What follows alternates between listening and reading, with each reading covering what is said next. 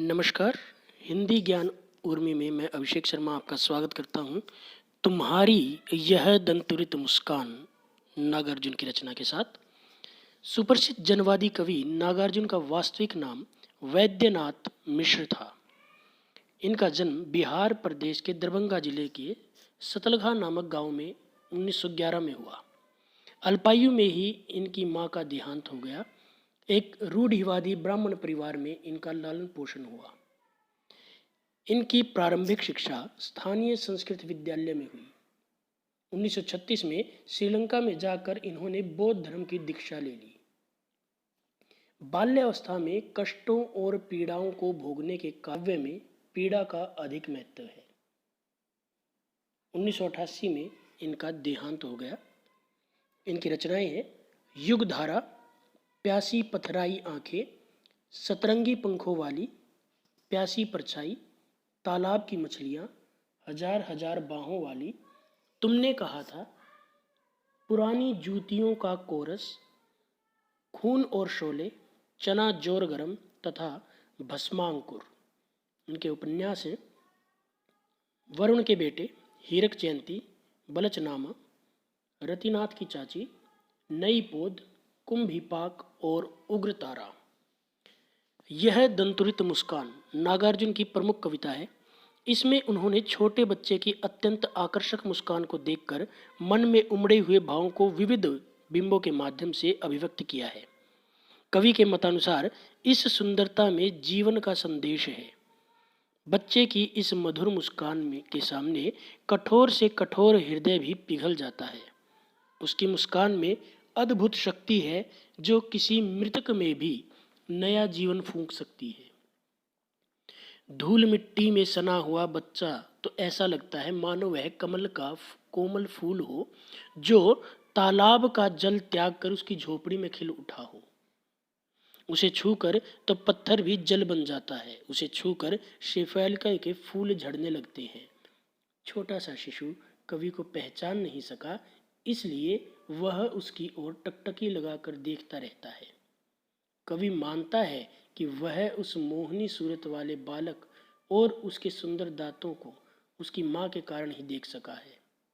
वह माँ धन्य है और बालक की मधुर मुस्कान भी धन्य है। वह इधर उधर घूमने वाले प्रवासी के समान था, इसलिए उसकी पहचान नन्हे बच्चे के साथ नहीं हो सकी थी। जब वह कनखियों से कवि की ओर देखता है तो उसके छोटे छोटे दांतों से सजी मुस्कान कवि का मन मोह लेती है। काव्य के अनुसार चलते हैं। तुम्हारी यह दंतुरित मुस्कान मृतक में भी डाल देगी जान। कि बच्चे से कहता है, बच्चे की ओर देखते हुए कहता है कि तुम्हारी यह दंतुरित मुस्कान, तुम्हारी ये छोटे प्यारे दांतों वाली मुस्कान मृतक में भी डाल देगी जान। किसी मुर्दे में भी जान डाल देने की क्षमता रखती है। धूली धूसर तुम्हारे ये गात, धूली धूसर धूल से सने हुए भरे हुए, गात शरीर कि धूल से भरा हुआ तुम्हारा ये शरीर छोड़कर तालाब मेरी झोपड़ी में खिल रहे जलजात। बिल्कुल वैसा ही लग रहा है जैसे छोड़कर तालाब, जैसे कोई तालाब छोड़कर मेरी झोपड़ी में खिल रहे जलजात, कि मेरी झोपड़ी में कमल का फूल खिल गया हो।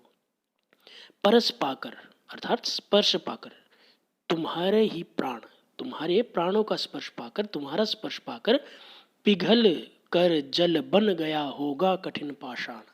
कि कठिन कठोर पाषाण पत्थर भी पिघल गया होगा और वो भी जल में, तरल में तब्दील हो गया होगा, बदल गया होगा। छू गया तुमसे कि झरने लग पड़े शेफालिका के फूल, बांस था कि बबूल। कि तुमसे अगर छू जाए तो बांस हो या बबूल का वृक्ष शेफालिका के फूल की तरह वह भी झड़ने लगेगा। एक क्षण के लिए वह भी अपनी बुराई त्याग कर तुम्हारी मुस्कान में लिप्त हो जाएगा। अगले पद पर आते हैं। तुम मुझे पाए नहीं पहचान, देखते ही रहोगे अनिमेष।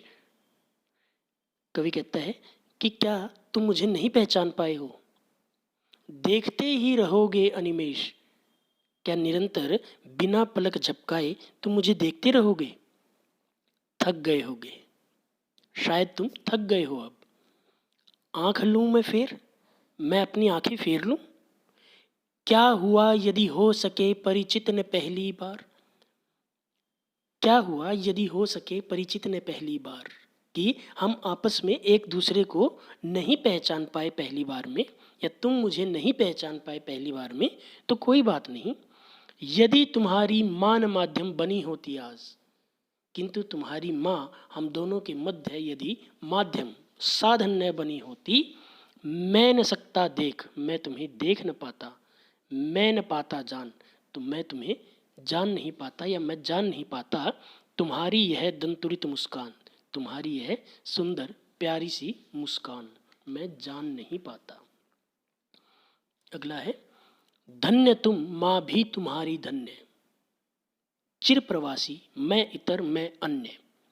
कवि कहता है कि हे पुत्र, धन्य हो तुम, भाग्यशाली हो, माँ भी तुम्हारी धन्य है, और तुम्हारे ही समान तुम्हारी माता भी भाग्यशाली है।